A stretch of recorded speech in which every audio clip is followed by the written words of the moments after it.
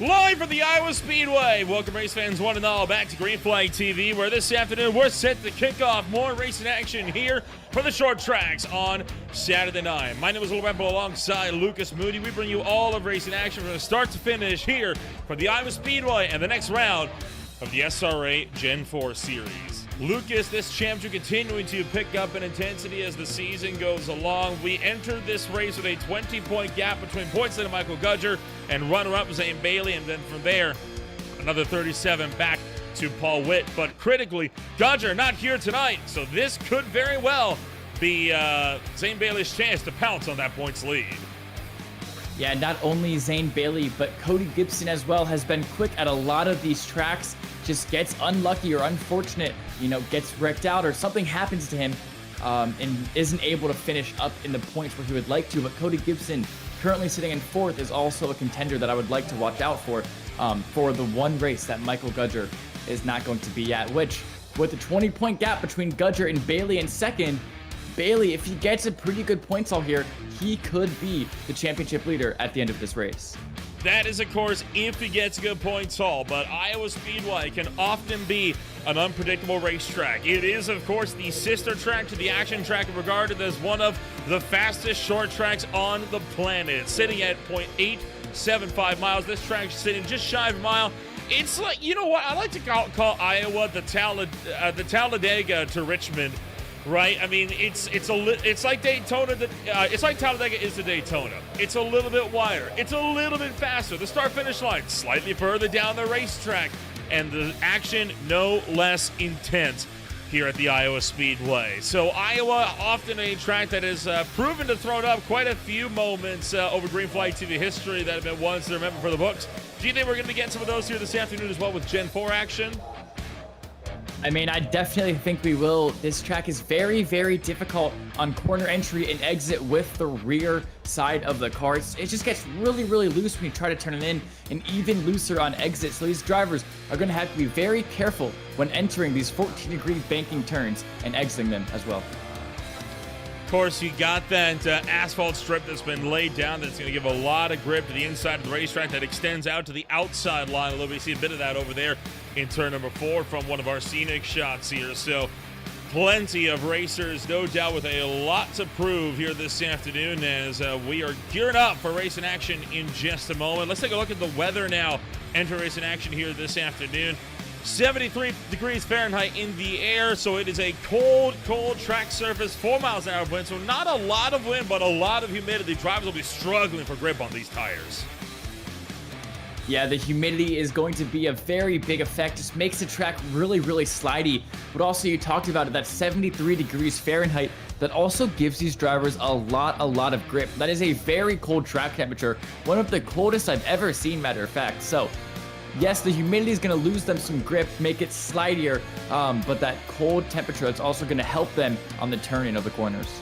Oftentimes, the only ways you're going to be getting a cooler track temp will be actually on the dirt track scene, where the track temp oftentimes colder than what you got in the air. So with that weather here this afternoon playing no favors to the field, the question then remains, can Zane Bailey remain up in front? Bailey does not have too many wins to his name here in SRA competition, but he's got all of that consistency to work with. One driver that does have quite a few wins under his belt, Paul Witt, although he is situated all the way back in 11th here to kick off racing action tonight. Could he potentially be at risk of falling even further out of the points lead? Because if we talked about it, right? We only got 5 races left. If we don't see drivers getting their act together soon, they might not get the chance to fight this one out by the end of the season. Yeah, Paul Witt has done a phenomenal job all season of really solidifying his point standings. He has not won a race this season. I know he's done a lot of really good wins in other seasons past, but this season he's still hunting for his first win. But he's able to stay third in his championship standings just because of really good, consistent finishes. He has not finished outside of the top 11 places yet this season, so just really good finishes. I think 11th, 4th, 6th, just really good, consistent finishes. That is how Paul Witt has gotten up here to third place, and I believe that he's just going to do the same thing here. Probably finish, 6th to 8th in that kind of area, that kind of range. And if he can just keep putting these consistent finishes in, then he can definitely maintain that third place in the standings. But yeah, all eyes are going to be on Zane Bailey. Can he bring down that 20-point deficit enough for him to take the lead?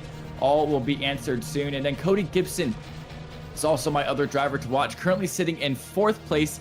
Although he is 80 points behind, he has a lot of pace. In my eyes, the second quickest driver on the grid. So if he can pull out a win here, he can really shorten that gap to Michael Gudger in first. Zane Bailey will start this race from pole position with a 23.111, but hot on his heels is the Abucon number 6, started alongside him on the front row. New look for Aaron Raymond in number 6 here this afternoon as he gets set to try and go after yet another win on the grid. One of your picks to look at here this afternoon going to be Cody Gibson in that number 1 car. He starts alongside Jeff Gilmore out of Canada. Row number 3 on the grid, Thomas Lane Jr. for Chief Express. He'll start down in 5th place here tonight alongside the other Canadian in the field, Larry Bell in the Kellogg's number 43. Row 4 on the grid, it's James Yerg with the Home Depot number 19. He starts alongside the Pepsi Mountain Dew number 16 of Dylan Wilbers. And the back of the top 10 is going to be Noah Swafford. He starts alongside Aaron May down in 10th. And then you mentioned it earlier, Nolan 11th will be Paul Whitten at 429. Then sliding up alongside him will be Tanner Marr in that number 40. And then starting the race in 13th today will be Chris Mackey. And in 14th, it is Seth Wilbur. And then just behind them in 15th is the L53 machine of Jim Duda and that 4 Dr. Pepper of Cody Witts. And then in 17th position, 7/10, or no, without a lap, I should say, sorry, not putting a lap in. That is Ryan Wayne, William McClure the 4th. And I believe we have 2 more cars yet. Mike Campbell in 19th and John Wada Jr. wraps up the top 20. 21st place, it's going to be Kevin Roy. The Phillips number 7 will start in the number 7 position alongside Jim Colesberg with the FedEx number 11. Then close out the tail of the grid, it's Joshua Jernigan with the McDonald's number 22 alongside Joshua Burke down in 24th.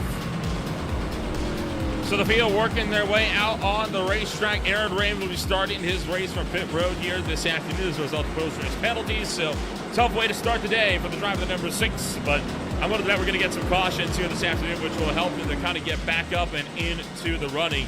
Zane Bailey currently leading the way, and he is looking set to lead the field to green in just a few short seconds here. Honestly, Zane Bailey could be a big key driver to win this one. Green flag pit stops, out of them, we're going to be getting them tonight. This race is going to be under an hour if this goes green and checker, but it's short track. We're not going green and checker. Yeah, of course, you talked about it. Short tracks bring chaos. And then the other driver I want to mention, the 22 of Joshua Jernigan, also starting this race from the back because of some pre-race penalties. That's Aaron Raymond from the pits and Joshua Jernigan from the back. And here we go. You can already see that 1 of Cody Gibson. He's looking to warm up his tires. He's looking to play this start very aggressive. He knows he has pace, and he wants to put himself in the lead to prohibit him from getting all of that Gen 4 dirty air that we know these cars love to generate. But it's going to be Zane Bailey starting on the front. It's going to be him leading us to the green flag. Passing can be difficult at Iowa. Cody Gibson will be looking and trying to get the jump on him early on. The field going to make their way in a turn. Number 34, pace car is off. We're happy to join us for racing action here on Saturday night into the restart zone. Time to get the party started. It's go from Iowa.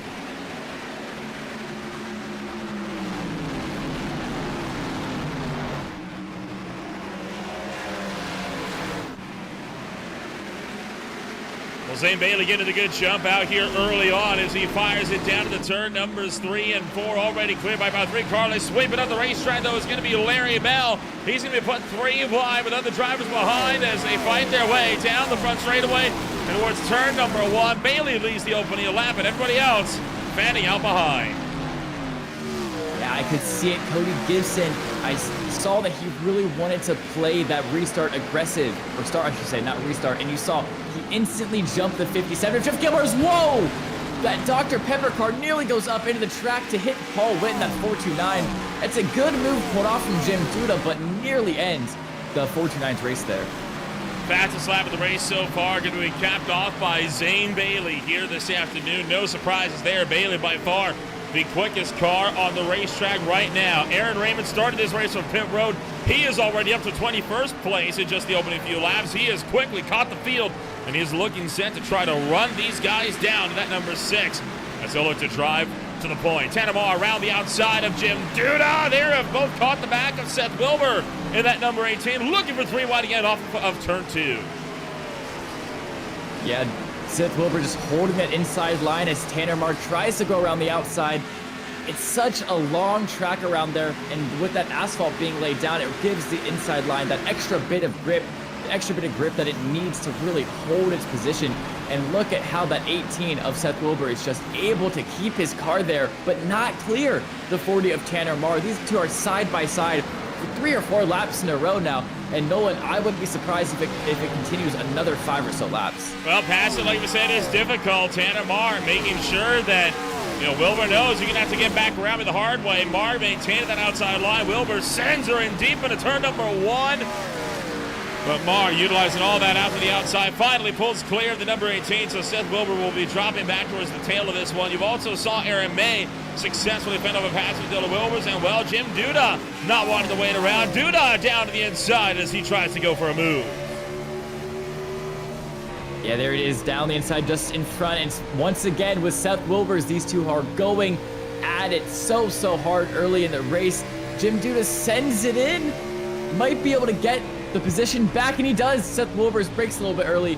Fends on off. Oh, Jim Duda's going to play with another car. It's Tanner Marr in the 40. Tanner Marr in the 40, and in fact, Dylan Wilbers up here in the 16. So he's got a few drivers now outside of that driver's side window that he's having to worry about. He's able to more or less gather all of that through. But tell you what, Jim Duda getting the elbows out early on. So is Tanner Marr. They both fight their way through now. Thundering down the back straightaway once again. Tanner Marr looking for the inside line. Dylan Wilbers trying to get into rhythm up the racetrack. Going to go Seth Wilbur, and that could leave him vulnerable to Paul Witt. Yeah, Paul Witt just waiting right behind them all. He's like knocking on the door, just waiting for someone to make a mistake. Or, hit the quarter panel of one other person. One person gets loose.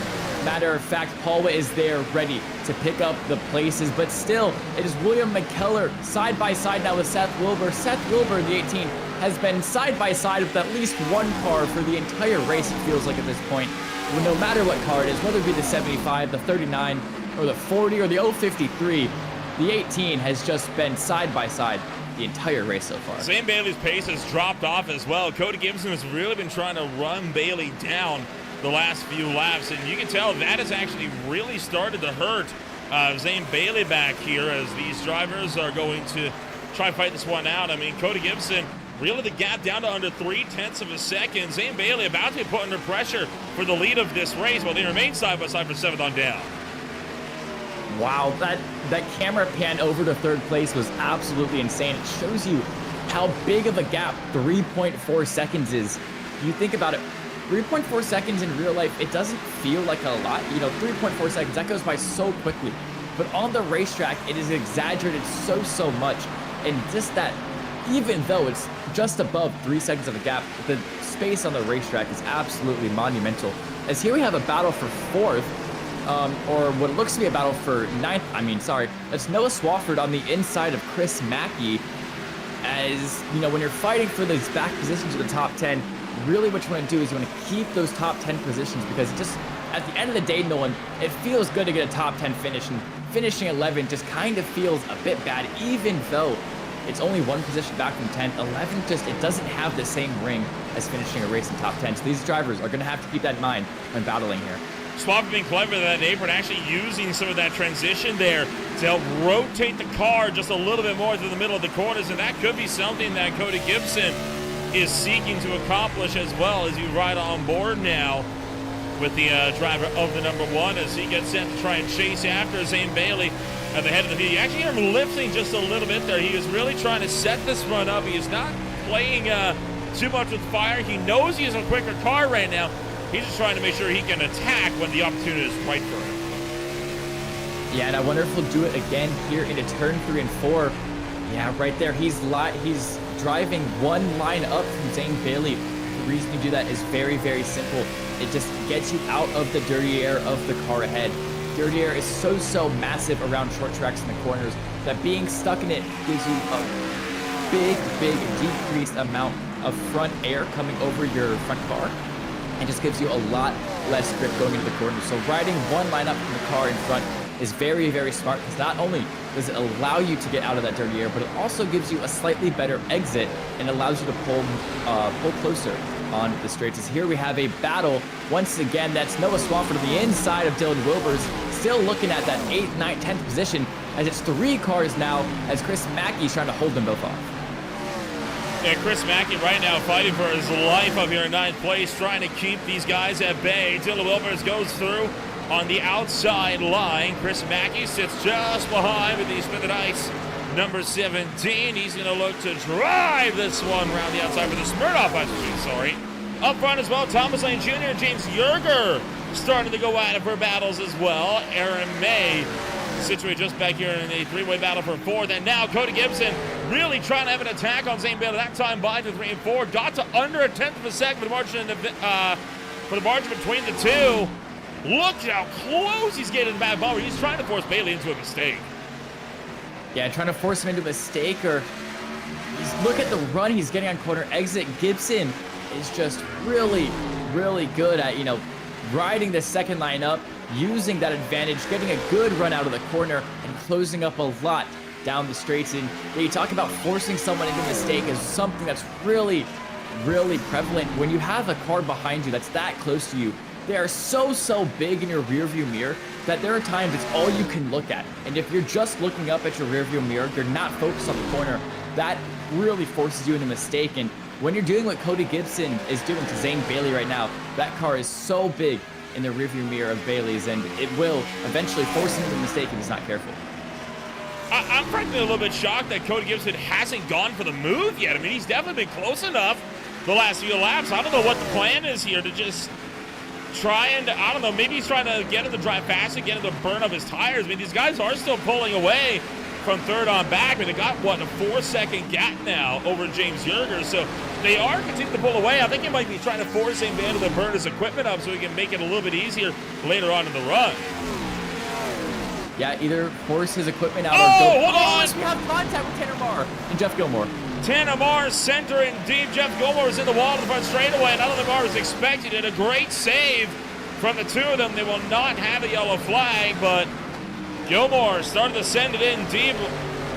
Might look to repay the favor to Tanner Marr if he gets alongside. I don't think he's going to turn him right, but just give him a little nudge up the racetrack, let him know, say, hey, I'm not too happy about how you raced me there. Now he's not going to get to him this time through, but that's going to cause this little fight here. Got a single file off for just a little while as, well, you got a few drivers still looking to get a bit antsy back here. Seth Wilbur trying to look for the inside of Paul Witt, but more or less single file all the way throughout the field. Not for lack of trying. These guys are trying to go for overtakes, and there's Aaron Raymond fighting his way to 14th now. Yeah, Jeff Gilmore starting this race in 2nd position, falling back to 9th, unfortunately. So not the best race pace for that 57 machine, but it is only his 3rd race of the season.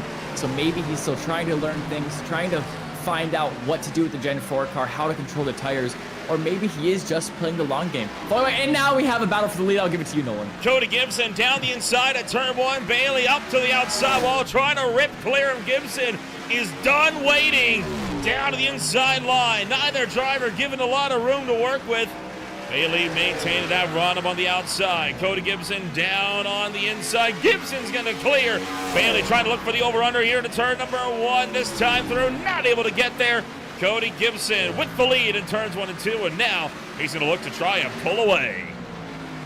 And just like that, my driver to watch, currently 4th in the standing, started this race in 3rd, takes the lead here on lap 26, and my prediction is looking to come true within, as long as nothing insane happens within the next 120 laps, as we have Aaron Raymond now on the inside of Paul Witt Jr. That is the 14th and 13th position right there. Aaron Raymond, though, looking to make quick work of Paul Witt here as he's looking for these top 5 positions. He knows that he has pace, or he knows that he has pace to really battle the guys that are in these top 5 positions, like Jim Buda and like Aaron May. So he's going to want to drive through these cars as quickly as possible. And just like that, he gets Paul Witt, and now he's already on the attack of that 57 of Jeff Gilmore.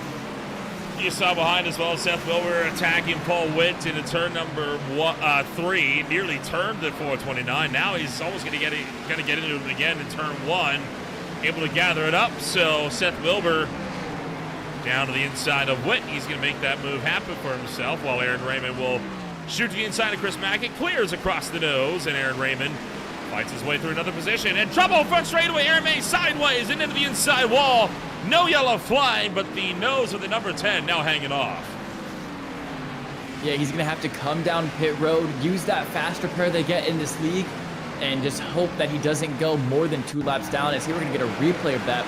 Once again, it was the 10 machine of Aaron May. Let's see, did he have some help? Oh, yes, he did. That's the 16 of Dylan Wilbers. Spin into the inside and tags off the inside wall. Take a look at this one more time with Dylan Wilbers, who now finds himself running in the 5th place position. Oh, May got loose and came off the wall. Wilbers gave him more than enough room to work with. That is a self-inflicted error there that puts Aaron May all the way to the back and now into pit road.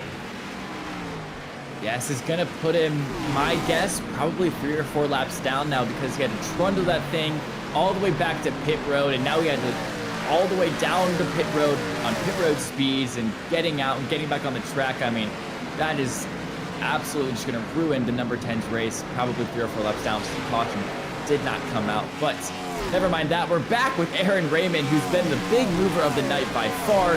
Now he gets past, that's Thomas Lane Jr. in the 38 for 8th place. So Aaron Raymond starting this race in dead last in 24th, up 16 spots in 8th. He did qualify in 2nd, only 11 thousandths behind pole sitter Zane Bailey. Did have to, unfortunately, start from pit road as a result of penalties that he has amassed over the last few weeks. Aaron May back out on the racetrack, only 2 laps down, so he only went down 2. We did not go down 3, so not fully out of it yet. Will McKellar up into the outside wall in turn 1, so the Vault Tech Industries, number 75, going to be forced to drop towards the tail of the grid. Paul Witt, meanwhile, looking to send her down the inside of Thomas Lane Jr. and trying to clear up from that inside lane, but right now Lane maintains his strong momentum up high. Yeah, Paul Witt, he's just really been, I mentioned him earlier, he's just been waiting, biding his time. He's been in about 14th place for the entirety of this race, Nolan. But now that all these other drivers, they've burnt their tires out, they've pushed them too hard, Paul Witt has been sitting there waiting, saving his tires. Now he can go on the pounce, now he can go on the attack, and he is already up to 11th, and I expect him to be taking some top 10 positions very soon here as we have a replay. Once again, Aaron May and Dylan Wilbers. And caution has just come out, actually, as Jim Judas had a problem, and that was Dylan Wilbers actually having a mechanical failure there. And this is what brings out the yellow flag for the first time tonight. It is going to be the 053 of Jim Duda. He was right behind James Yerger. Aaron May in front of him. Coming into turn numbers 1 and 2. Aaron May sends her in and washed up the track and just cleaned out the 053 for Team IAL. Spins out the racetrack, and he's going to back it into the outside wall. Yeah, that's a car that's definitely going to need some fixing, maybe even a fast repair if the damage is that bad. But yeah, just unfortunate. May sends it too hard on the inside. The 053 tries to leave the room, but just not a lot that Jim Duda to do there. Right on board is Dylan Wilbers. He was right behind the mess and managed to fight his way through it. He was right behind Aaron May, so he saw this one coming. Yeah. Slips right through the middle of that one. Pit stops underway for the first time tonight. 37 laps in. Yeah, and of course, since it was a caution, it doesn't give us too big of a gauge on, you know, what these fuel tanks might actually look like for tonight. Because remember, the SRA is running on a constricted fuel tank. They do not run 100% fuel loads. And let's see, does Cody Gibson get out before Zane Bailey? He is taking 4 tires, as you can see there, Nolan, but does he get out first? Cody Gibson out of pit road. He will be the first one out on 4 tires. Zane Bailey comes out just behind him, and here comes the rest of the pack, all out of pit road. Relatively orderly from everybody here in the field. Honestly, pretty cut and dry. No real big movers. Nobody took a gamble of pit strategy. You know, you're about 40 laps in. Yeah, take 4 tires in fuel. It's about time.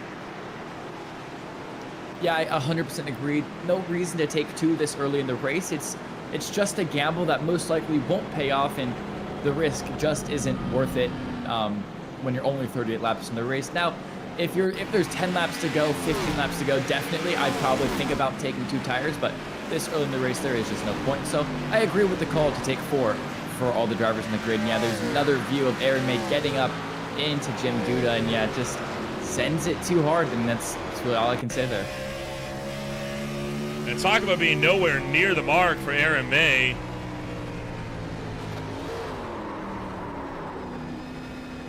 May spun it down to the inside. I mean, I don't know where he thought he was going to go. Just a lapse in judgment for the number 10 as well. We will look to restart this race on lap 40 with just over 100 laps to go.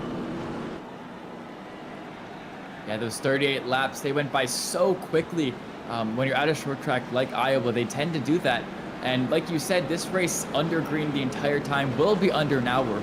But of course, it's a short track. Crashes are expected to happen. That was our first one of the night, but they've been doing a really good job at keeping it clean. Just a small lapse in judgment from the 10 is what caused this one, but everything else has looked really good. We've had some good moves. We'd have some great overtakes, some great battles, and we've also had some good saves. If you remember, there was that moment where Aaron May, he did get made contact with James Yerger, but was able to get it off the racetrack and able to keep the race green. So been a really good job from these 24 drivers to keep this race under green flag. And Aaron May, that 10 car, got the lucky dog and now is only 2 laps down. Last time Bailey got out in front with a 3-second gap only for Cody Gibson to quickly run it back down. We'll see if the same will take place here this afternoon as the field looks to fight their way back to the green flag. Lap number 40, and we are back underway. And it's a great jump for your 2 leaders there. Look at the gap they already put onto the 19 of James Yerger. As Yerger looking to, actually, he gets sent on the inside by Ryan Wade in the 39 machine. Oh, that did not last long. Yeah, another yellow flag coming up quickly on this one. I'm seeing Joshua Burke, Aaron Raymond potentially slow. Jim Duda was going slow as well as he was towards the tail of the field. So we'll jump back and we'll once again take a look and find out what happened here.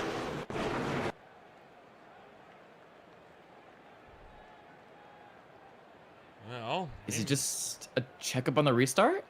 I don't know. I mean, Raymond's all the way back here. Let's look up to Jim Duda. He was one of the other cars that was going slowly. Oh, Duda again. This time he was 3 wide, and Mike Campbell's on the inside and turned the 053. Admittedly, this time Campbell didn't really sand it. I mean, he was there for a good while. That one was Duda not leaving enough room that time. But again, no harm, no foul. I mean, that's a pretty harmless slide. Yeah, just caution gets thrown very quickly by iRacing, so the drivers behind are able to react in time. No car goes in the wall, no cars make too big of contact with each other, just maybe some slight damage on the 053 as Aaron Raymond and Aaron May do a great job of getting down the apron quickly to avoid the collision. Yeah, this will be the actual look at the incident at speed. They're trying to see how quick this happened. I mean, Campbell's there, he's there. I mean, Campbell didn't go all the way down, right? But he isn't entitled to. Looks like a racing incident in my book, I'm gonna be honest. Just 71-053, fighting for the same space, and stuff happens when you're fighting for the same space like that. And at least if I were to steward a series, which no one will ever let me because I don't think a lot of people agree with my take on this, especially in an oval stock car series, I will be very lenient with the racing incidents. And unless something looks very, very bad or almost intentional, or I like to say 70% in one driver's fault, I would put it as a racing incident because, you know, it's oval racing, it's stock car racing, shoving is encouraged, you know, it makes it more fun for the viewers, it makes it more fun for the drivers. So, you know, shoving, bumping, you know, great moves, great dives, I enjoy that type of racing. And I think that racing incident should be given out a lot more in every single league, but that's why no one lets me steward, because not a lot of people agree with that take. I can understand why. I know one driver in this league that takes your statements to heart a little bit too much for my tastes and is completely shameless over it. I'm not going to name names, but I'm sure the driver that I'm referring to knows who is being talked about here. Cody Gibson right now leading the way, and we'll look to go 1 to green here this time by Zane Bailey up on the top side of the racetrack. James Yerger will be in 3rd, Wayne in 4th. Wilbers and Swafford will round out the top 3 rows. Second caution coming out about as quickly as we went green here today. Lights will go out, and we'll look to do it again, this time by Cody Gibson. Once again, picking the inside lane for the restart. Why not? It worked the last time that he got away to turn 1, and I mean, that's about as far as he got, but the point is it worked. Yeah, and Aaron Raymond being down in 20 seconds, I know he was behind that crash in the last incident, but I'm actually surprised that he got back down in the first place, because you remember he was in 8th place before those pit stops came out. So I wonder if he messed up his pit box or something like that. We just didn't catch it, because he is all the way down in 22nd now, losing 14 places, excuse me, on that last pit stop. So we'll see if he can once again make his way through the field and start challenging these guys in the top 5. Coming around to the turn numbers 3 and 4, we will try again. As the field works the way out of turn number 4, green flag is in the air, and Cody Gibson leads the field back to green. A massive checkup, though, deep in the pack. We're 3 by 3 wide at some points as we cruise into the opening corner. Yeah, Bailey all the way up to the rear bumper of Cody Gibson.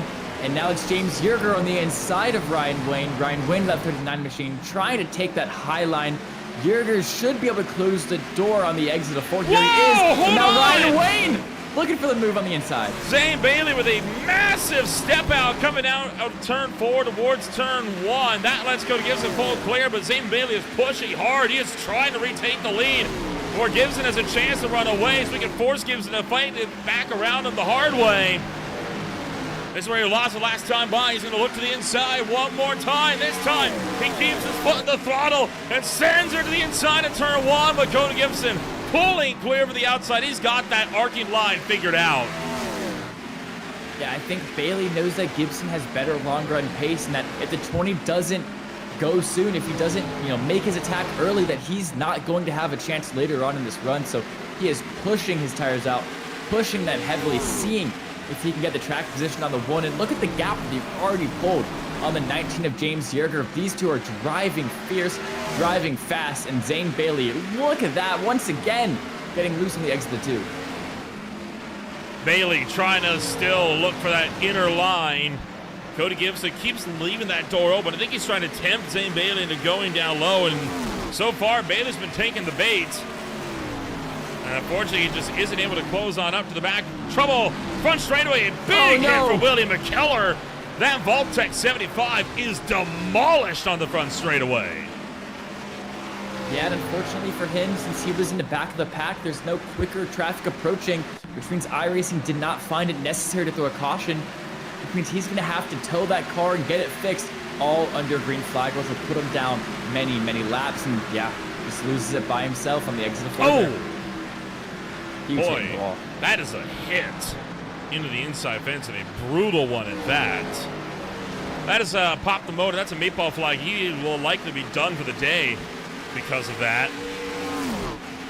Well, Zane Bailey not showing signs of yielding. He continues to harass Cody Gibson, and it's going to be the Gibson versus Bailey show up front for the last little while. Yeah, but now further back in the pack, that's the 4 actually. Noah Swafford, I believe. Cody Witt. Cody Witt, sorry.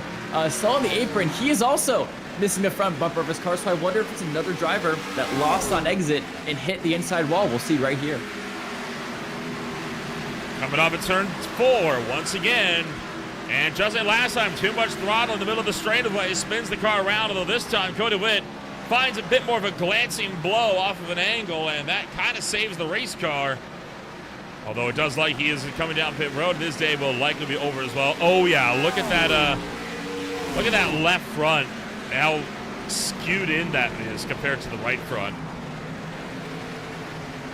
Yeah, let's see if he has a fast repair. He does. If that car, yep, there it is. That car gets fixed instantly, and he's able to get back on the racetrack. Granted, probably 2 or 3 laps down, but at least he gets to go back to racing. And yeah, it is really interesting to see the 75 and the 4 both doing the exact same sort of crash, like the exact same place, hitting the wall nearly the exact same way. So that already has caught out 2 drivers, and I wouldn't be surprised if it catches out more. Let's look at that, the 75 and the 4 now leaving the pits in tandem. Hopefully they don't interfere with this battle up top.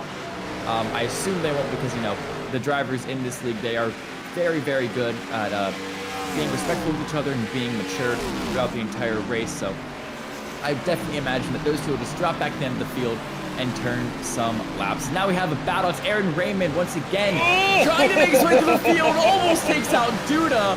The 053 has had so much contact with his left rear quarter panel. He does not need it for a third time. And remember, Raymond and Duda, there's a lot of ugly history between these two drivers. So Duda is going to be giving Aaron Raymond absolutely no favors.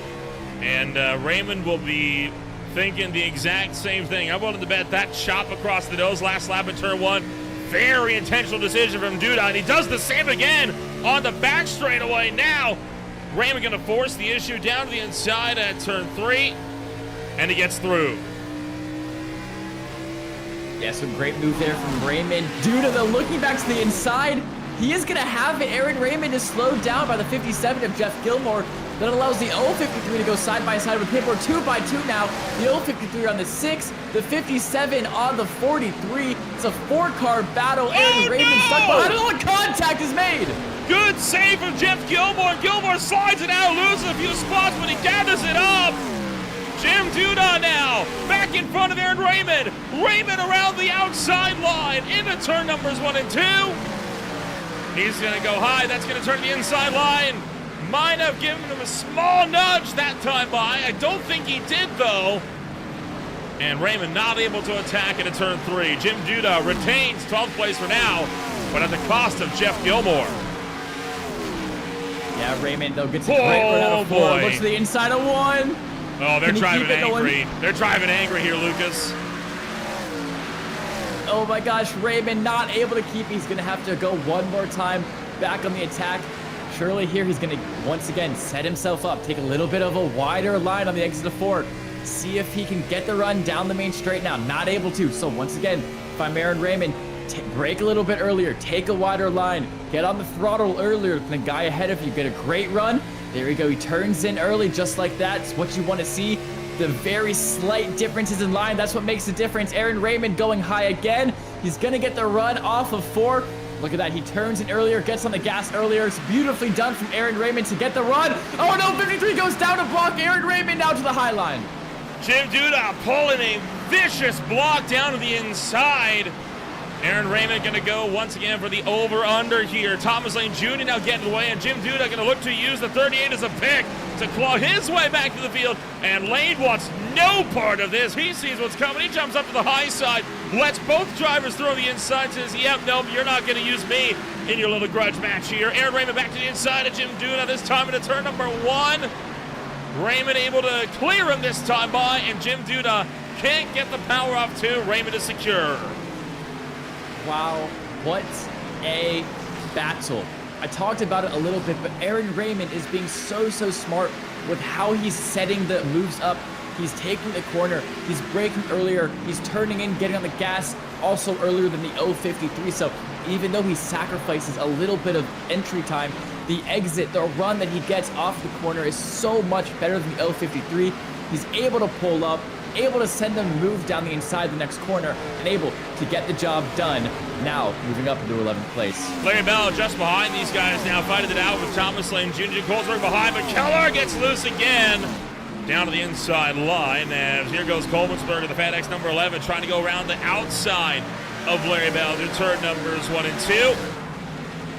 Bell maintaining his ground on the bottom lane. Colesberg not yielding either from the outside, and Thomas Lane Jr. right now with cork in the bottom for both drivers, preventing them from being able to clear each other. Yeah, Thomas Lane Jr. didn't want anything with the battle between Jim Duda and Aaron Raymond, but this is a battle that he knows he can compete with. This is a battle that he is willing to get involved with because it's not two drivers driving on tilt angry at each other. So this is the driver, or this is what he wants to defend from. But it just seems like, Nolan, that he used a bit too much of his tires earlier in the run. And you can see how much he's struggling to turn that car in on entry. We're getting a really good look at it here on 1. He's just not able to get down to the bottom line like the 43 of Larry Bell is. And just because of that, he's not able to find the pace he needs to maybe defend as well as he would want to.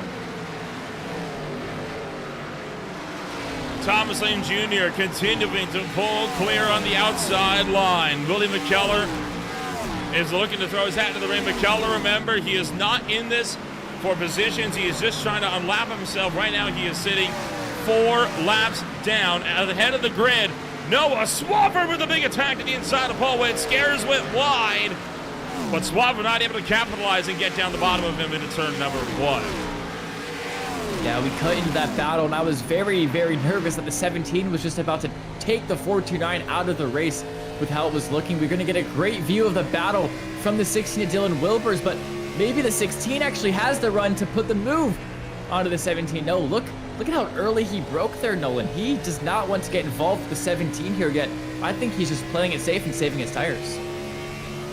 Again, I can't say I blame him, right? I mean, save your tires. It's still a long way to go. We're not even halfway home. That's not coming up for about 4 more laps still.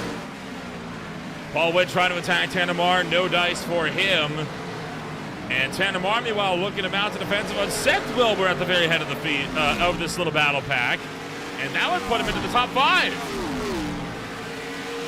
Yeah, Seth Wilbur, that 18, doing a great job of, battling these other cars. We talked about it earlier, how he's been side by side almost the entire race. It feels like, well, he's been side by side to great effect as he's worked his way up to 5th place.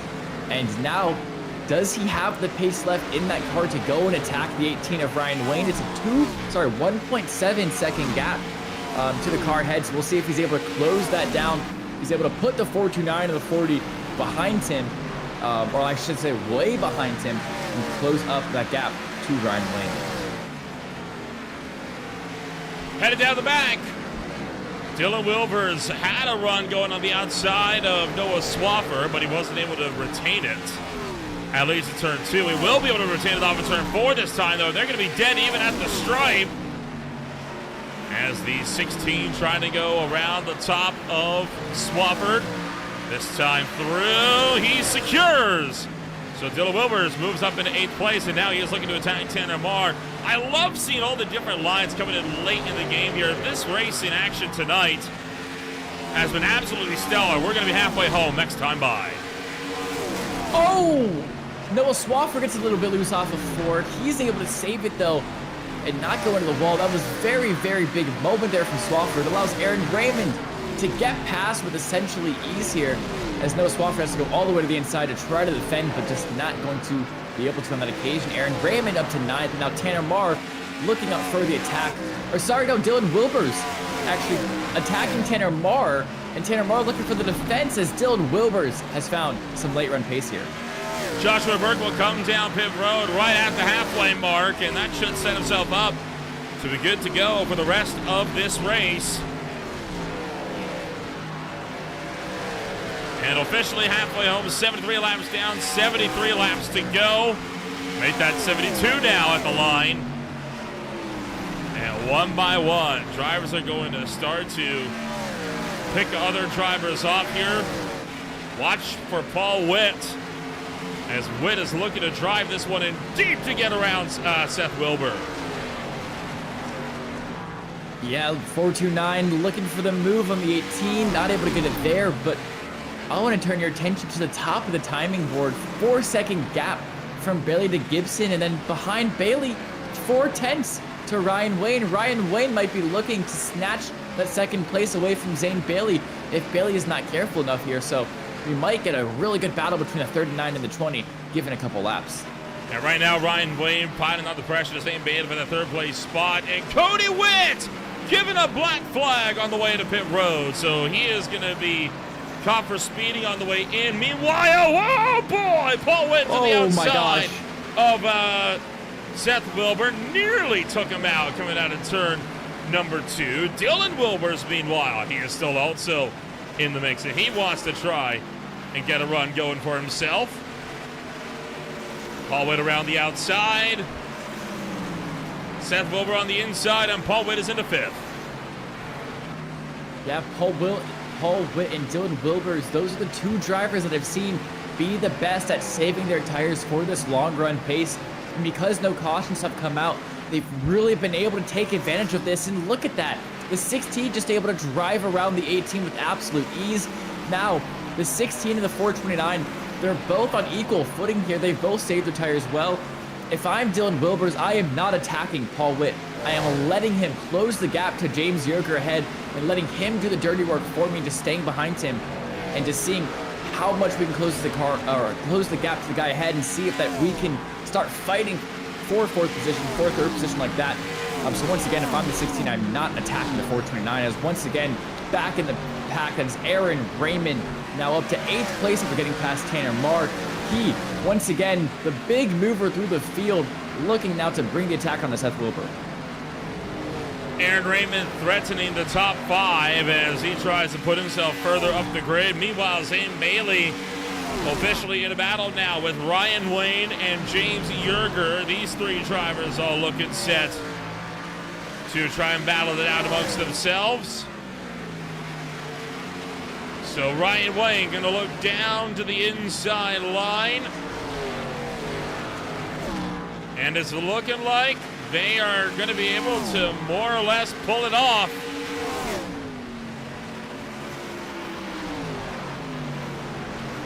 Fight it out they shall. This one now for number 2 on the racetrack. Yeah, we saw Zane Bailey really fighting with the 1 car earlier in this stint. He just pushed his tires out too much, too quickly. He has nothing left to answer for the 39 of Ryan Wayne. Most likely nothing left to answer for the 19 of James Yerger either. So if a caution does not come out soon here, Nolan, I wouldn't be surprised if Zane Bailey just falls like a rock through this pack. Especially if you remember Dylan Wilbers, Paul Witt, they've been really, really good at managing their tires. They have found a lot of pace late in this run. Zane Bailey is just not going to be able to hold on if this stays green. James Yerger looking to go down the inside of Zane Bailey. Ryan Wayne already rocketed away into the distance. Bailey has got the short run pace, but he does not have the long run pace to back it up at the Iowa Speedway. And that is being made painfully clear to everybody that started to stack behind. Look at the train started to form behind Zane Bailey because these guys are just struggling to try and get by him. Yeah, and if you're Zane Bailey, the race that Michael Gudger is not in, this is the race you need to be winning, or at least finishing on the podium for. And he just focused too much on the win, focused too much on fighting Cody Gibson. He's just going to fall to the pack here. So nearly 3 wide. James Yerger in the middle of Paul Witt and Zane Bailey. Zane Bailey's just acting like a roadblock for the 19 machine here. And that allows 429 to maybe get a move on James Yerger, maybe even get past him as, yeah, Zane Bailey just really, really slowing these guys down here. Whoa! That's Aaron Raymond in the wall behind. Yeah, Raymond captured the wall there as he pushes a bit harder as well. 3 wide officially. Oh, Witt's going to get into Zane Bailey that time by coming out of turn number 4. James Yerger still looking to drive around the outside as well. Bailey is fighting for everything here, trying to retain that position. Because remember, he wants to walk away here with a points lead. Paul Witt, though, looking to try and maybe see if he can fight through him and run the gap down. Aaron Raymond to the inside. And he's going to bully his way past Paul Witt. Kind of forced the issue. There wasn't really a gap, but the 6 car made it work. And he's going to go down the inside. Officially clears the 429. Now right to the back bumper of Zane Bailey. And Bailey will hold that inside to try and keep Raymond at bay. James Yerger, the first car. Paul Witt returning the favor. Returns the favor to Aaron Raymond and forces him off the racetrack and back behind him in turn 4. Wow, that's going to have to be looked at by the stewards, but I'm sure that, see, that's the kind of instant that's just racing in my eyes. I was about to say, what happened to Mr. We're all bump and all racing incidents here? I know, I mean, of course, I don't think this league is all for that, but, you know, if a caution doesn't come out, a caution doesn't come out. Aaron Raymond running Paul Witt hard here and more contact between the 2. Raymond not going all the way down the racetrack. He's trying to force Paul Witt into the gray stuff on the outside of the racetrack, right? Less grip up there. Paul Witt, though, fighting back here. And just like Duda, Paul Witt not willing to go quietly, trying to put the bumper to him again in 3. Can't get there, though. Did you see both Raymond and Witt loose on corner exit there? You can tell they're pushing their pedals or their gas pedals to the absolute limit there. Their rear tires are screeching out, screaming for help as now Raymond looking for the inside of Zane Bailey. Yerger and Wilbers have gotten past Zane Bailey. It took them a while, but they finally got it done. Now Aaron Raymond is going to as well. Zane Bailey, who was once leading this race, started on pole, is going to fall all the way back to 6th position. Chris Mackey going to come down pit road, and Aaron Raymond is officially back into the top 5. Dylan Wilbers and James Yerger still fighting it out for 3rd and 4th here on the racetrack. You also saw Mike Campbell, the car that they passed, that is a lap car that they fought their way around. John Walter Jr. now comes down pit road. So more and more cars starting to come down for their final green flag stops of the night. Other drivers like these guys looking to try to fight it out as long as they can in hopes that a caution comes out. But Cody Gibson comes down pit road this time by. The race leader is in. Okay, so yeah, this is going to be telling, do people follow the race leader into the pit, or do they stake out? You know, maybe hoping for the overcut, maybe hoping for a caution. Now, Paul Witt and Tanner both came in. Second lead. Okay, yeah, so 2 more cars that have been fighting in this top 10 coming down pit road as well. I will expect the rest of them to be making their way down very shortly. Oh, we got 1 car just going around up here, and caution is going to come out. And it's Chris Mackey up against the outside wall in turn 3. And the Chop House number 14 going to bring that car to a stop. And once again, we are under the yellow flag. That is going to suck for Cody Gibson. That changes because everything. Now he is stuck a lap down because he pit just a little bit earlier. And he's going to be filed essentially all the way to the back of this pack. And he's going to have to do what Aaron Raymond's been doing for these past 80 or so laps and fight his way through the field now himself. As we're going to get a look at the replay here and see what happened to that 14 car of Chris Mackey. Headed down to the turn number 3. And he lost that by himself. Back end twitch, and he overcorrected. Eventually, the back end swings around. He's going to go up the racetrack, and he is just going to keep it out of the outside wall. Pretty much every driver comes down pit road this time by. We'll be back with more in a moment on Green Flag TV. Stay with us as we're back in a moment.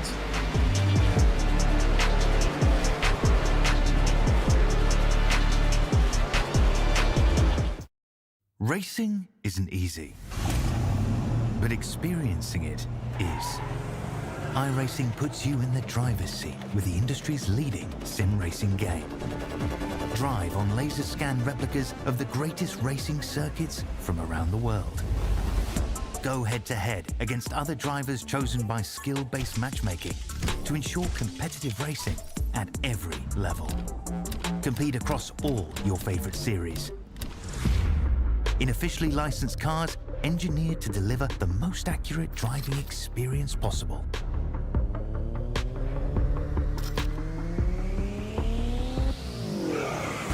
Join a race or host your own with players from across the globe. Race against the computer or in a league with friends. Feel the thrill behind the wheel. Visit iRacing.com.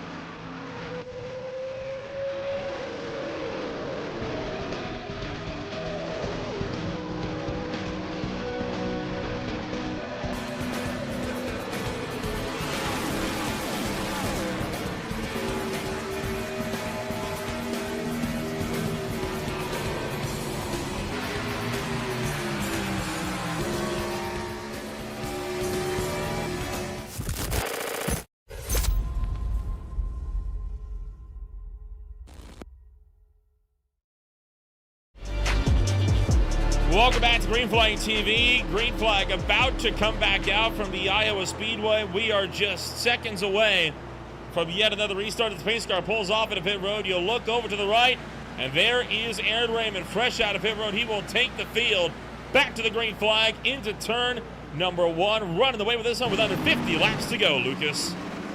And more trouble as he goes around.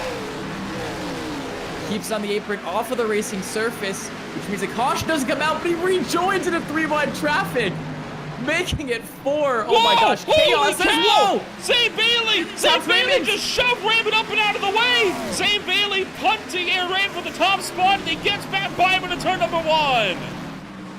What are we watching here tonight at Iowa? This has been the race of the year. I can say that with absolute certainty. Chaos has been ensuing. We've had 4 wide just a moment ago. Great battles for the lead, and Raymond not going to be too happy with that. Oh, and look at Thomas Lane Jr. Thomas Lane Jr.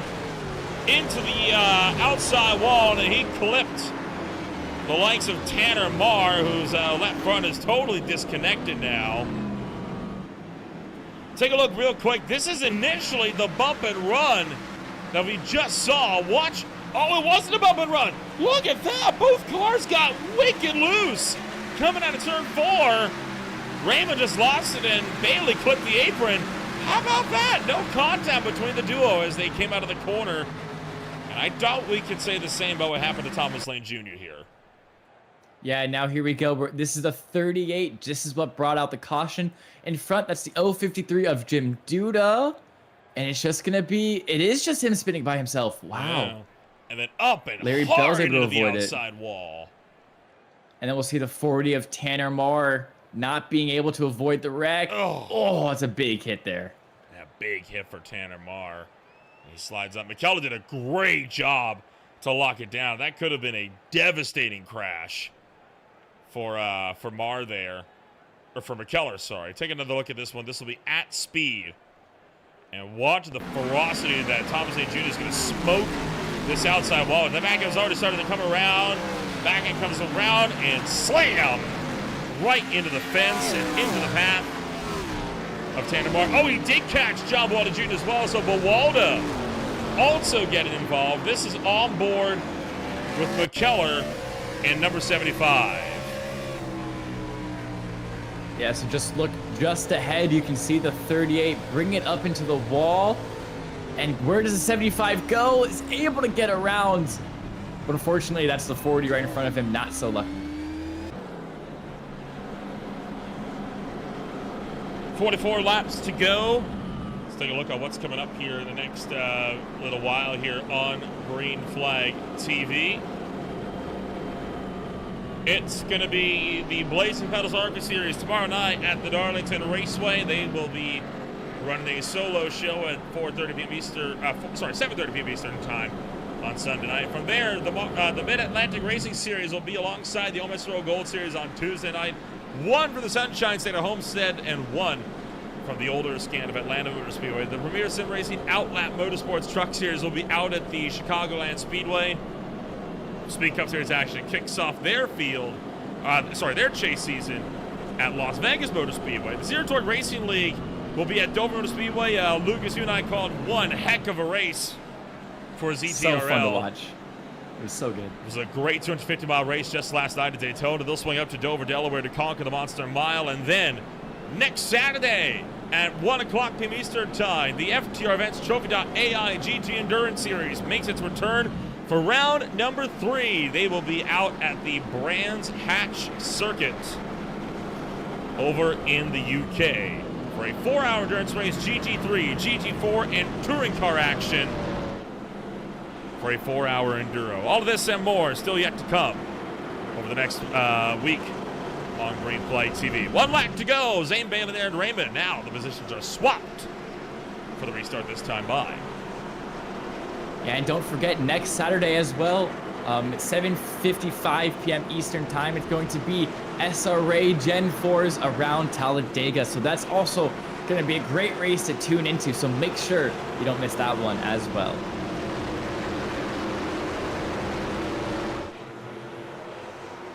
Zane Bailey leading the field back to green. 42 laps the distance. We're back to racing. Great jump there from Zane Bailey. Aaron Raymond also able to single file out. That's Jim Duda and Larry Bell just behind them. And our first battle is going to be the 7 on the outside of the 49 of Paul Witt. Oh, as we have multiple cars on the wall. That's like 5 cars in a row mirror drove each other into the wall. That's really insane to watch. Jim Kolmensberger in the 11 now, fighting for his life in P5. It's the first time he's been up here as we have 1 car. That's a 17 and Noah Swafford down on the apron. Cody Gibson almost getting tagged by the 19 James Yerger, and it's getting absolutely chaotic here with 41 to go. Like I said, it's like the sister track to the action track. Paul Witt pings off the door of the KNC Sim Sports driver of Kevin Roy. Yerger trying to send this one to the inside. Oh, and he's going to take out Cody Gibson! Gibson gets taken out by James Yerger, and a multi-car crash on the front straightaway. What was that all about? We could see it happening. Yerger is just overcooking the entry. Tapped Gibson a couple times the previous laps, and that one Gibson just wasn't able to save. And the car who's been leading so much this race, by far the quickest car out there on the track today, gets put all the way to the back once again, has to come down pit road for his fast repair. What was that? I mean, he just throttled up into him. If I didn't know better, I would say that was intentional. Cody Gibson spins all the way off to the inside. Does he keep it off the inside wall? No, no way. No, that's going to be a bit of a lick into the wall. I don't know what to make of this one. I'm not going to lie. I mean, you're just clean as clock. Misjudgment of speed is all that I can say. Yerger's playing the corner for the exit and just had more speed coming off the corner and didn't realize that Gibson wasn't playing the corner for the exit and just clears him out. This is the whole lap leading up to the incident. Let's take a look here.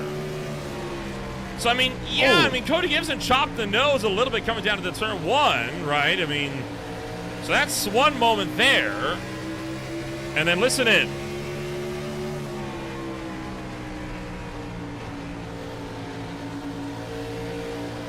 I mean, he just throttles right up into him. Like, there's no excusing that. Yeah, that does look very vulgar from that angle, and you can see just had Gibson lightly hitting the wall there. That's just an awful end of the day for the one machine. Hopefully he can get back, because you saw it 6-second lead over second place when that caution came out 2 cautions ago. He's been dominating most of this race. It would suck for his race to end like that. Well, that one definitely will invite some post-race review from the SRA administration and their review board. Yeah, that one I agree. That one's definitely over that 70% threshold that I talked about earlier in this race, where you know, that one you could definitely see a lot of reason to put the blame on to James Yerger there.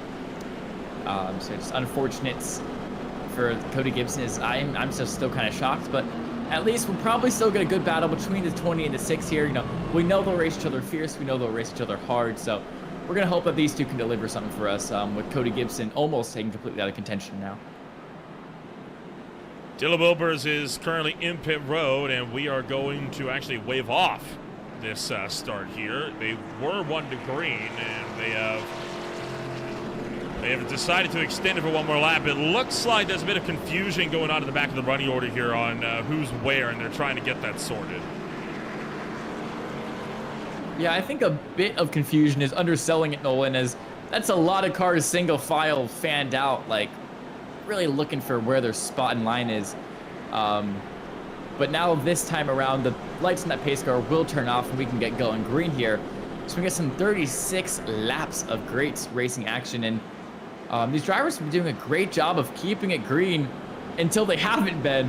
In these last 10 or so laps, it's been a lot of chaos, a lot of cautions have come out, and these drivers, they're starting to get antsy and they're starting to want to make their way through the field, and you can tell they're driving like it. 35 laps to go, and now here's the tricky thing, right? Aaron Raymond, if this race goes long, Raymond is absolutely taking the win here. But Zane Bailey's been really good on the short run, and if this race continues to be stop, start, there's nothing to stop Bailey from just walking away with it. And don't forget, Jim Duda situated back in third. He and Raymond, they came to blows earlier today, right? I mean, we keep talking every single week about the animosity between those two drivers, and well, it's come to a head once today. He's in the catbird seat to really ruin Raymond's day here as well.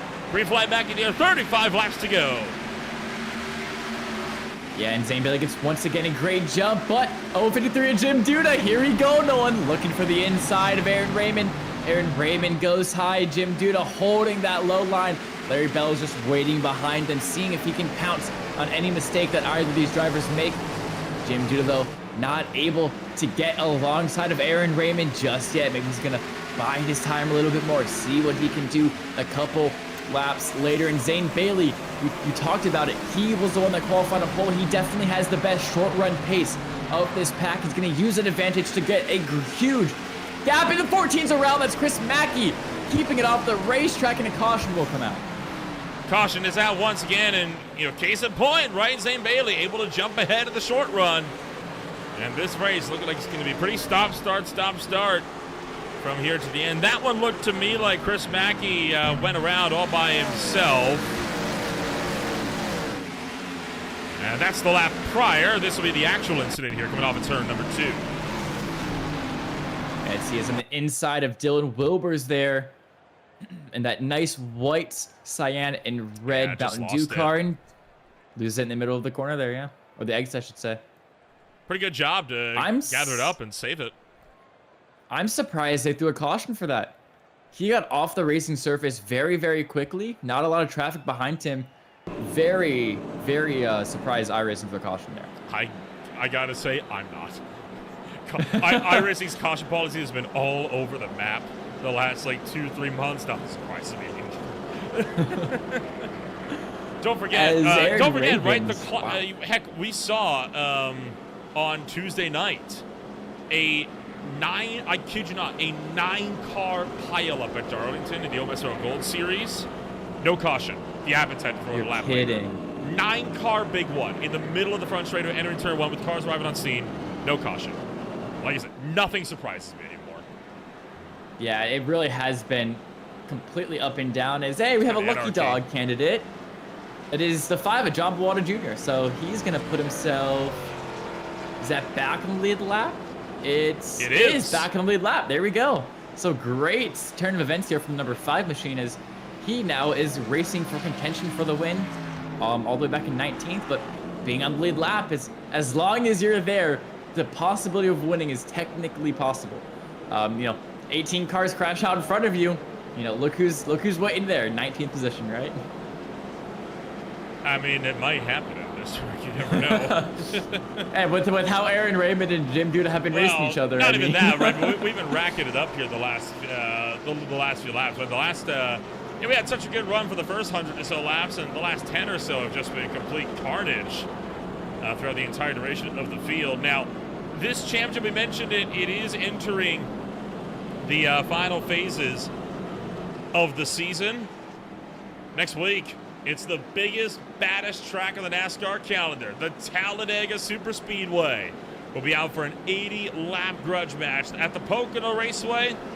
We'll be taking it to the Tricky Triangle for 75 laps. That'll be a marathon of a ride.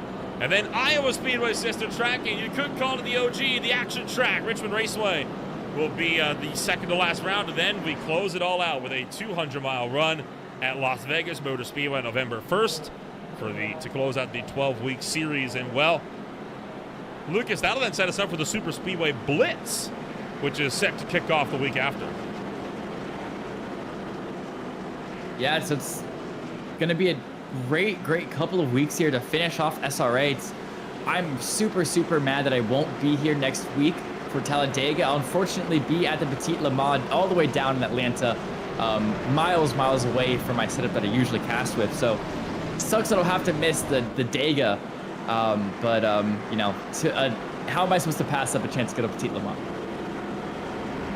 By passing without. As no one, my boss, not too happy with you leaving. No, I don't know. It's easy. Just don't go. You're right. Let me just sell my ticket. Hold on. There you go. You can make a lot of money off that, Transaction done. boom. Green flag coming out this time by pace car going to pull down and into pit road as Zane Bailey and Aaron Raymond side by side. 29 laps to go. Zane Bailey slowing up the field as they're going to check a little bit. Green flag's out, and we're back underway. Jim Duda looking for the attack on Aaron Raymond. Aaron Raymond, though, once again able to single file out with the 053 car and just kind of take away all the action. But the first battle there, it's already 4 or 3 wide there. We're 3 wide, 2 by 2, or 3 by 3, I should say. As that's the 17 has to go all the way to the top of the track to avoid contact with the 18. And now Cody Gibson forcing the issue on the bottom of 3. He's going to make his way through all the way up into 11th as, who's that in the wall? That's the 11th, Jim Kolbensberger. But don't mind that because we still have some more battles for 10th place here. Yeah, Jim Kolbensberger getting into the wall pretty big there, so a bad luck run for the number 11 car. Going to take him out of this race, and this is how. And he did that by himself, just got loose in the middle of the straightaway. Down, locked the brakes into the inside wall. That's a carbon copy of the last 2 times we saw cars do that today. Yeah, it's already the 3rd time that somebody's ruined their race by losing on the exit at turn 4. No caution has come out on all 3 of those occasions. So not only do you have to come down pit road to repair your car, but you have to do all of your green flag laps. As the 18 now, Seth Wilbur trying to look around the outside of Thomas Lane Jr. Now looks for the inside. Does he have the run? He might just send it, and he does. Can he keep it, though? Oh my gosh, the lunge from Seth Wilbur might just work out as they come down the main straight. They're door by door. Seth Wilbur has the edge, and he gets it into 1. Great move there from the 18. 25, it'll be 24 to go at the line as the battles are continuing to ramp up in their intensity up and down all throughout the field. And I mean, let's be honest, these guys have not had a chance to breathe all day long, and especially not so in the back porch of this one. Aaron Raymond looking to pressure the back of Zane Bailey. He wants to have a go at him. Coming down to the turn 3 this time by. Is he going to have an effort for him? He looks high. Going to try to get that momentum run. Coming down to the turn number 1 this time through.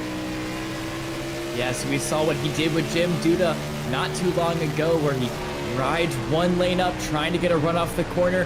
Uses that run to then send it down the inside of the car the next corner. But Jim Duda now, look where he's come from. The 053 is showing some pace, and now he wants to get involved with this fight for the lead.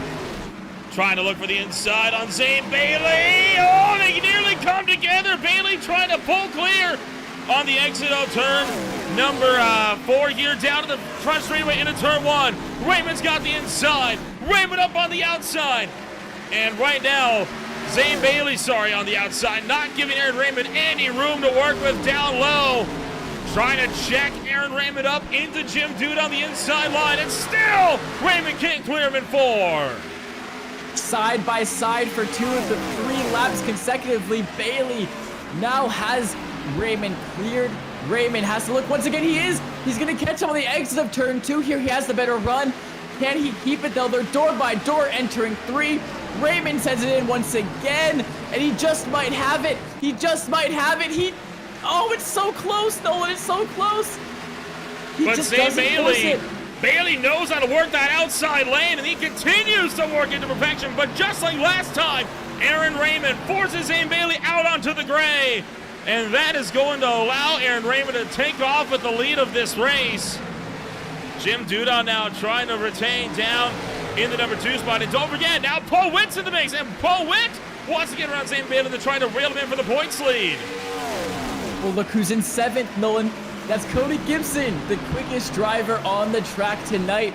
He is now lurking in the wings, 1.3 seconds off of Aaron Raymond. It's a 7-car battle for the lead here at Iowa with 19 to go. Zane Bailey continuing to hold Paul Witt behind him. Tanner Marr back here as well. Ryan Wayne, Cody Gibson all in the fray. Under 20 laps to go. A lot that can still happen in this race that could go wrong for drivers all across the field. Paul Witt doing his best to try and hunt to the inside of Zane Bailey. Leaning on the door, forcing Bailey up the racetrack, and Zane Bailey will hold on. Yeah, Zane Bailey holds on, but now it's Cody Gibson around the outside of Ryan Wayne. The outside's not been the best spot to make moves, and that's just not going to work there. And now Paul Witt, once again, trying to look for the inside of Zane Bailey. These two are gonna now be side by side for multiple laps in a row, and Paul Witt's looking to get the job done, just not able to. They're gonna do another lap side by side. Oh, and Zane Bailey this time! Oh my gosh. Trying to sidetrack the 429. It didn't work though, and that's gonna sweep him up the racetrack. So Paul Witt officially clears him for third. Ryan Wayne down to the inside of Bailey as well as Ryan Wayne clears the number 20, Cody Gibson. Hunting to the inside of Zane Bailey as well. Oh, takes him out! Cody Gibson into the door of Zane Bailey. They're able to hold it together. And now Cody Gibson retains down the front straightaway into turn number 3. Yeah, these two are fighting for the lead at about lap 15. Now with 15 to go, they're fighting for 5th as Cody Gibson at the line doesn't have the position, but he has the inside line and they do make contact once again into 1. Boy, Zane Bailey is desperate right now, trying to hold on to whatever positions he can muster. And that has been made very obvious with how he's been driving everybody that comes up on him here. And if he doesn't be careful, he's going to end up getting involved in another accident. As they're banging doors, entering 1 once again, the 20 and the 1, they're both driving at the top of their game. They're both giving each other their respect to make this a great battle. Gibson is able to clear him. Bailey's up into the wall for a moment. But yeah, Cody Gibson, Zane Bailey, they're 2nd and 4th in the standings. Both great drivers, both very respectful, and I love to see a nice, respectful, very close, hard battle between two phenomenal drivers. Dylan Wilbers holding on with Zane Bailey all the way up on the outside line. Wilbers to the inside. And he's in the clear, Zane Bailey. Ryan Wayne, meanwhile, he wants to try and see if he can have something for Paul Witt for third. So far, no dice. And Raymond, meanwhile, walking out a 1 second gap over Jim Duda. And unless he gets into the caution, it's looking like this is Raymond's race to lose as Ryan Wayne back to the inside of Paul Witt. Yeah, but with how these drivers are racing each other, a caution is definitely not out of the books and definitely very probable with how these drivers are bumping each other, they're pushing each other around, they're not giving an inch to spare. They're racing their hard now. Paul Witt looking for the over-under on Ryan Wayne. Not able to get it. This is for the final podium position for 3rd place. Paul Witt on the defense, Ryan Wayne on the offense. Cody Gibson sitting behind, seeing if he can make something of this. And Ryan Wayne bumping doors with Paul Witt coming down the main straight. Ryan Wayne on the top, Cody Gibson, Paul Witt on the inside. Ryan Wayne's still not able to clear Paul Witt for 3rd place. This time he will get it done. So Paul Witt bumped off of the podium as Ryan Wayne slips into that 3rd place position. Cody Gibson going around the outside. He wants to try and see if he can also battle out for a podium in the final 10 laps. As he is going to try to go around the outside of the 429. Trying to pull clear. Paul Witt down to the inside. Gibson up on the outside. And Gibson slips through into 4th. Yeah, the outside line used to perfection there by Cody Gibson to get the move done. We've seen these drivers love using that inside line for moves. As you see Dylan Wilbers now using that inside line just as I'm talking about. But Cody Gibson using that outside line to great effect to get around Paul Witt. Either line works here for the overtake, and either line have been really working all night here, as this has just been a great low temperature, high humidity race that Iowa is offering here tonight. And with 7 to go, Nolan, my question to you is, can Cody Gibson close the gap and get a fight on with Aaron Raymond by the end of the race? Oh, absolutely not. Raymond has pulled up way too much of a gap. Gibson's going to have a hard enough time trying to just fight for a podium here in the final 5 laps of this race.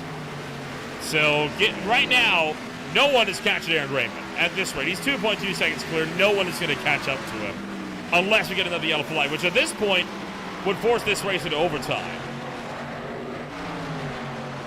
It would be a 2-lap shootout if a caution came out now, as Zane Bailey dropped all the way back to 7th, now being put under pressure by Tanner Marr, the 20 versus the 40, with the 18 to Seth Wilbur right behind it. Also Noah Swafford. It's a 4-car battle for 7th position, as Zane Bailey was really not able to find the pace later into these runs. I've talked about it so often. He put the car on pole. He has great pace early on into the runs. He knows how to drive that car for 2 to 3 laps at a time. But much further than that, he's just not able to hold on to the tires here tonight. It's unfortunate for Zane Bailey, but I'm sure that is just going to make him practice even harder for the next time. Oh, Bailey catches the wall, and Tanner Marr trying to get back to him into turn number 1.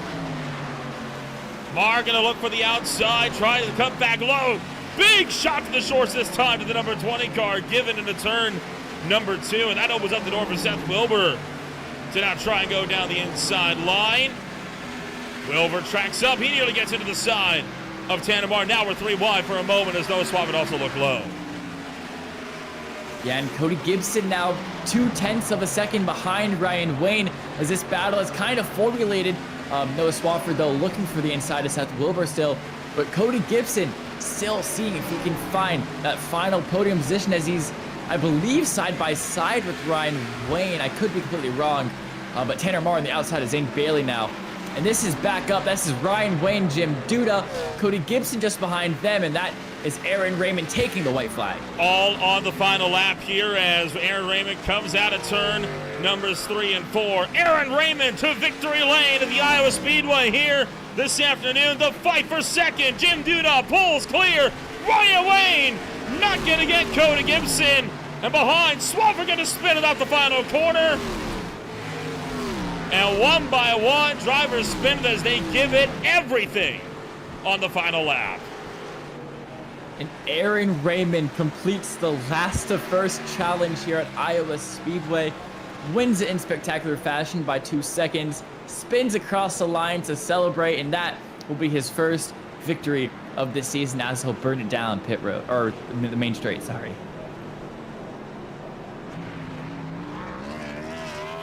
Well, the field going to burn it down here on the front straightaway. At least Aaron Raymond is. Yet another race win for the Brick Mill number 6 car this afternoon. A stellar drive for him as he is going to be able to celebrate yet another one. And he had to work for it this afternoon. It did not come easy. Yeah, he had to make his way through the field not once, but twice. And when that caution came out, putting Cody Gibson a lap down from the pit stop, Aaron Raymond being the second quickest long run driver of the day, I should say, able to use that to good effect in bringing that car home to victory lane. A phenomenal drive from everybody here in this field. We're going to take a rundown of your official post-race results here this afternoon, as it is going to be Aaron Raymond coming home number 1 at the end of the night. He was alongside Jim Duda in number 2. Cody Gibson was back in 3rd. Ryan Wayne was in 4th. Dill Wilbur's in 5th. Paul Witt in 6th. Zane Bailey, Tanner Marr, Seth Wilbur, and Noah Swafford round out the top 10. And then coming home in 11th, it is Thomas Lane Jr., followed by Kevin Roy, Jeff Gilmore, Chris Mackey, Larry Bell in 15th, Mike Campbell, James Yerger, John Bawoda Jr. will be in 18th, your final car on the lead lap. And then Aaron May and Joshua Jernigan both come home 2 laps down. 21st place is Willem McKellar, the 4th, 4 laps down. Burke was 5 laps down. And from there, Cole Winsberg and Cody Witt, the only 2 drivers that failed to finish race in action here this afternoon. What a wild ride that we had here today from the Iowa Speedway. Let's take a rundown of your official top 3 here. We'll give a chit chat to the drivers that finished this race 1, 2, and 3 here at the end of the night. And we'll start things off with, of course, Aaron Raymond coming home number 1 here this afternoon. And Aaron, you had to work for the win here this afternoon. Started your race all the way back from pit road, and you're able to walk it off and come home with a very stellar race win this afternoon. Talk us through it, because, boy, a lot of the field was wanting to give you a headache today. Yeah, it was Definitely interested in starting from the pits. It just changed my mindset going in, just seeing what I could get, and I got myself up to top 10. Caution came out, sped on pit road, got sent back to the back, and then just slowly made my way back through the field and caught a lucky caution. And I'm just thankful Zane didn't run me over there when I almost spun out. Overall, a very rewarding race for you. Obviously, your season's been a bit up and down so far here with the Gen 4 cars. Do you think what are your, you know what, let's actually make a broad question here. What do you reckon your season end goals are for you here in the number 6 from here to the end of the season?